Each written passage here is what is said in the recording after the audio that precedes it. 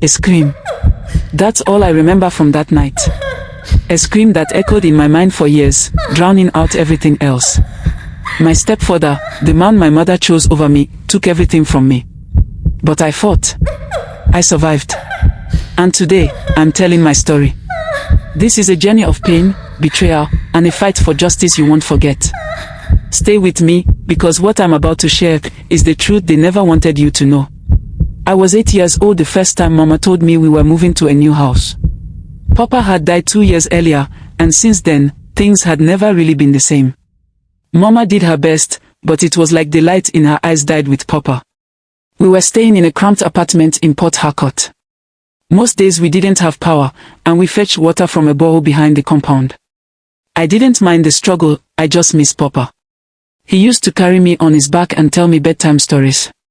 After he died, Mama became quiet, and sometimes I would catch her staring at nothing for hours. One day, Mama came home with a man.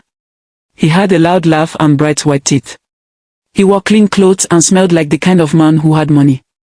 I didn't like him, but I didn't know why. Mama smiled more when he was around. She cooked better food and even started singing again. She introduced him to me as Uncle Jude, and said he was a family friend from Benin. I was told to greet him properly and offer him water, even though I didn't want to. He patted my head and called me fine girl. I looked away. Something about him felt wrong. Within 3 months, Uncle Jude was living with us. Just like that. Mama said it made sense, she was tired of being alone, and I needed a father figure. But I already had a father. He was just no longer here. Uncle Jude acted nice in front of Mama. He would help wash the plates sometimes or buy things from the market. But when Mama wasn't looking, his face changed. He didn't smile with his eyes anymore. He stared too long. He touched my shoulder when he didn't need to. I didn't understand it then, but it made my stomach turn. Mama was so happy those days. She would tell anyone who cared to listen how God had finally wiped her tears. She said not all men were the same, and that Jude was patient and kind. Church members clapped for her testimony. I kept quiet. I didn't want to spoil her happiness. Maybe I was overthinking. Maybe I just didn't want a new daddy. But deep down, I knew something was off.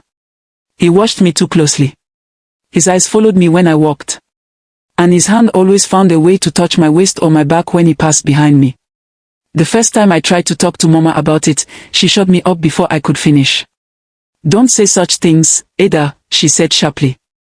He is helping us. Don't be